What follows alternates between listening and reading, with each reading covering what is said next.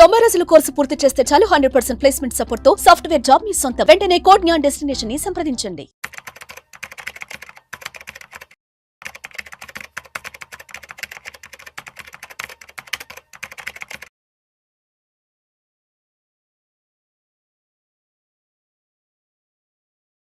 నమస్తే, నేను మీ రేవంత్ చలమల.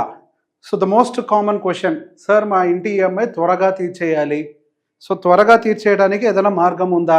నాకు వచ్చేటువంటి బోనసులు కావచ్చు, లేకపోతే ఇయర్ ఆన్ ఇయర్ నాకు శాలరీ పెరుగుతుంది కదా, స్టెప్ అప్ చేసుకుంటూ నేను నా ఈఎంఐని పెంచుకుంటూ వెళ్తే ఒక 15 సంవత్సరాల్లోనే నా ఈఎంఐ కూడా క్లియర్ అయిపోతుంది కదా. సో ఇట్లాంటి క్వశ్చన్స్ చాలా ఉన్నాయి. Is there any other way? So basic ఇట్లాంటి ప్రశ్నలు చాలా ఉన్నాయి. సో ఇక్కడ ఒక చిన్న విషయం మనం అర్థం చేసుకోవాలి. సో హోమ్ లోన్కి సంబంధించి అది one of the lowest interest rate. అసలు ఫస్ట్ థింగ్, అసలు హోమ్ లోన్ తీసుకునేటప్పుడు అంటే ఇల్లు కొనేటప్పుడు అది మనం ఎఫర్ట్ చేయగలుగుతామా లేదా అంత ఎనలైజ్ చేసిన తర్వాత ఎస్ స్టిల్ మనం ఇంకా దాన్ని ఎఫర్ట్ చేయగలుగుతాము అని కన్ఫర్మ్ అయితేనే, కన్ఫర్మ్ అయితే మీరు వెళ్ళొచ్చు. సో బేసిక్గా ఆ హోమ్ లోన్కి వెళ్ళిన తర్వాత ఎర్లీగా తీర్చాలా లేకపోతే దానికి ఏదైనా మెథడ్ ఫాలో అవ్వాలా? సో దీన్ని కూడా ఒకసారి డీటెయిల్డ్గా బోర్డు మీద ఎక్స్ప్లెయిన్ చేసే ప్రయత్నం చేస్తాను. సో ఫర్ ఎగ్జాంపుల్, మనం ఏ ఇల్లు అయినా సరే ఒక 20 సంవత్సరాల కోసం తీసుకుంటాము. సో 20 సంవత్సరాలు ఈఎంఐ పెట్టుకున్నప్పుడు కొంచెంగా స్టెప్అప్ చేస్తే మనకు 15 ఏళ్ళలోనే క్లియర్ అయిపోద్ది. ముందు నాకు ఈఎంఐ క్లియర్ అయిపోతే మనసంతా ప్రశాంతంగా ఉంటుంది, ఎటువంటి బర్డెన్ ఉండదు. ఎస్, మనసంతా ప్రశాంతంగా ఉంటుంది, ఎటువంటి బర్డెన్ ఉండదు. కానీ దాంతో పాటుగా మన దగ్గర మరి కొంత అసెట్స్ని కూడా బిల్డ్ చేయడం కూడా ప్యారల్గా చాలా ఇంపార్టెంట్. కాబట్టి మనము హోమ్ లోన్ని పే చేసుకుంటూ ప్యారలల్గా ఏదైతే హోమ్ లోన్ యొక్క వడ్డీని లూజ్ అవుతున్నామో, సో అందరికీ ఉండే ప్రాబ్లం కూడా అదే కదా, హ్యూజ్ ఇంట్రెస్ట్ పే చేయాలి. అంత వడ్డీ ఎందుకు కట్టాలి? ఆ వడ్డీని తగ్గించుకుంటే పోద్ది కదా. సో ఆ వడ్డీని మనం ఏదైతే ఇక్కడ తగ్గించుకోవాలి అనుకొని ఎక్స్ట్రా కడుతున్నామో దాన్ని కనుక మ్యూచువల్ ఫండ్స్లో ఎస్ఐపి రూపంలో సో కాల్డ్ మీ శాలరీ పెరిగే కొద్ది 10% స్టెప్అప్ చేయాలనుకుంటున్నారు కదా, అదే ప్యాటర్న్లో చేస్తే ఏం జరుగుతుందో చెప్తున్నాను. సో బేసిక్గా ఇప్పుడు ఫర్ ఎగ్జాంపుల్ మీరు ఒక హోమ్ లోన్ వచ్చేసరికి ఒక 80 లక్షలు, ₹1 కోటి ఇల్లు, 20 lakhs down payment, 80 lakhs simple formula. 80 lakhs ఈఎంఐకి వెళ్ళారు.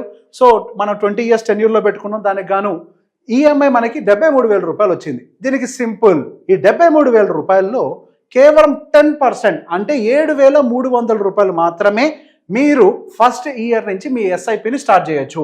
సో ₹7,300 ఎస్ఐపిని మీరు కనుక స్టార్ట్ చేసినట్లయితే దాంతోపాటుగా మీరు పెట్టాల్సింది ఏంటంటే స్టెప్అప్ ఆఫ్ 10%. మీరు అనుకున్నారు కదా స్టెప్అప్ చేయాలి అని, ఆ స్టెప్అప్ ఆఫ్ 10% కనుక మీరు చేసుకుంటూ వెళ్తే సో మనకి ఎక్స్పెక్టెడ్ రిటర్న్ మ్యూచువల్ ఫండ్లో 15% ఉంటుంది కదా.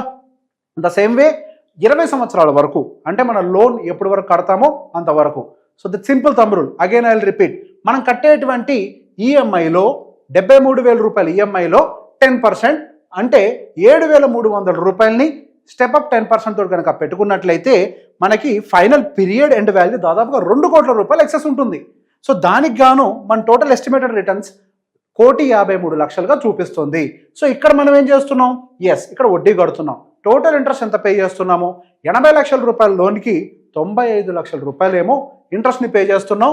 కానీ ఇక్కడ దానికి కౌంటర్గా ఒక 10% ఎస్ఐపిని స్టార్ట్ చేసి మనము ₹1,53,00,000ని దాదాపుగా మనం ఇక్కడ దాన్ని మళ్ళీ తెచ్చుకుంటున్నాం. అంటే కట్టిన దానికంటే ఎక్కువ రిటర్న్స్నే తెచ్చుకుంటున్నాం. ఇంత final end year end corpus మన దగ్గర ఒక ₹2 కోట్ల ఉంటాయి.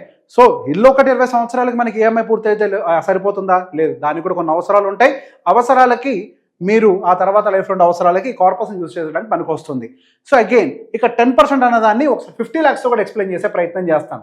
అక్కడేమో 80 లక్షలు తీసుకున్నాం, ఇక్కడేమో ₹50 లక్షల లోన్ తీసుకున్నాం. ₹50 లక్షల లోను, దానికి కానీ ఈఎంఐ ₹45,600 వస్తుంది. అంటే అప్రాక్సిమేట్గా దాంట్లో 10% అంటే ఎంత?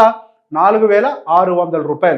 సో అదే ₹4,600ని మనం 10% స్టెప్అప్ తోటి పెట్టుకున్నట్లయితే same 15% CAGR in mutual funds and the time period for 20 what we are earning is almost 1.2 crore in addition. దానికి గాను only the estimated returns is 96 lakhs. So దానికోసం మనం ఇక్కడ తీసుకున్న దానికి ఎంత వడ్డీ కడుతున్నాం? దాదాపుగా 60 లక్షలు వడ్డీ కట్టినట్లయితే ఇక్కడ మనం 10% ఆఫ్ అవర్ ఈఎంఐని పెట్టుకుంటూ దాన్ని ఎవ్రీ ఇయర్ 10% టాప్అప్ చేసుకుంటూ వెళ్తే మన దగ్గర ₹96 లక్షల అడిషనల్ అమౌంట్ మనం పెట్టిన పెట్టుబడి కాకుండా total amount 1.3 near to crore ఉండొచ్చు. 96 lakhs మనం ఇక్కడ రిటర్న్స్ని జనరేట్ చేస్తున్నాం. సో బేసిక్గా ఏదైతే కడుతున్నామో దానికంటే ఎక్కువ రిటర్న్స్ని ఇక్కడ జనరేట్ చేయడానికి కూడా మీకు పాసిబిలిటీ ఉంటుంది. సో బేసిక్గా మనం దీన్ని ఎందుకు చేయాలి? ఇది ప్రశ్న. దాని బదులు ఈ గోల్ అంతా ఎందుకు నేను డైరెక్ట్గా అక్కడ ఫినిష్ చేసుకుంటాను అని అంటే ఇక్కడ ఒక కన్సర్న్ కూడా మీరు గుర్తుపెట్టుకోవాలి. సో మన చరిత్రలో ఏదన్నా లోయెస్ట్, మన చరిత్ర మన దేశం ఏంటి, ఏ కంట్రీ అయినా తీసుకోండి, ఏ దేశమైనా కానివ్వండి, లోయెస్ట్ ఇంట్రెస్ట్ రేట్ ఏదైనా ఉంది అని అంటే అది కేవలం మనకి హౌసింగ్ లోన్ మాత్రమే.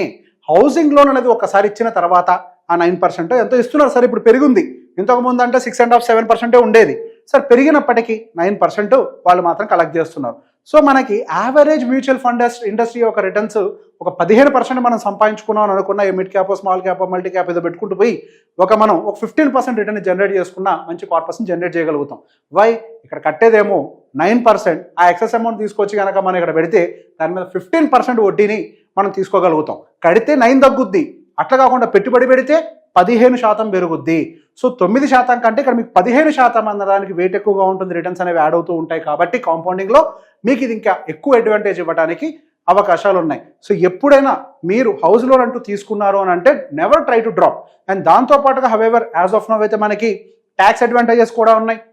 హౌసింగ్ లోన్ ఎంతకాలం కడుతూ ఉంటారో అంతకాలం మీరు ట్యాక్స్ అడ్వాంటేజ్ కూడా తీసుకోవచ్చు. చాలామంది పనులు చేస్తూ ఉంటారు, ట్యాక్స్ అడ్వాంటేజ్ ఉంటుంది కదా, ఒక ప్రాపర్టీ లాగా పడి ఉంటుంది, ఒక హౌస్ ఈఎంఐ తీసేసుకుందామని అలానే అనుకోండి.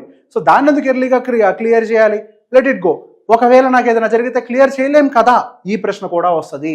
మీకు ఏదైనా జరిగితే ఇక్కడ మీరు ఎక్స్ట్రా ఎస్ఐపి చేసినటువంటి అమౌంట్ ఉంది కదా, దాని నుంచి మీరు కొంతకాలం ఈఎంఐని బేర్ చేయగలుగుతారు కదా. సో అది ఇంటి కోసమే పక్కకు పెట్టుకున్నామని అనుకోండి, దాని ఇంటి కోసమే పక్కకు పెట్టుకున్నామని అనుకొని ఎప్పుడైనా నిజంగా మీకు ఆరోగ్య సమస్య లేకపోతే ఉద్యోగాలు అంటే ఏదైనా శాలరీ ప్రాబ్లం ఉన్నా కానీ మీరు కొంతకాలం కొన్ని నెలల పాటు దాని నుంచే తీసుకోవాలంటే హౌస్ ఈఎంఐని పే చేయొచ్చు.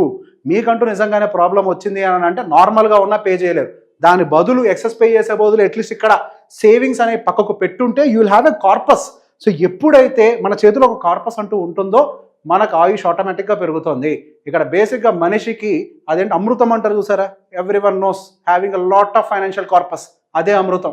అది ఎంతమంది దగ్గర ఉంటుందో వాళ్ళందరికీ ఆయుష్ పెద్దగానే ఉంటుంది.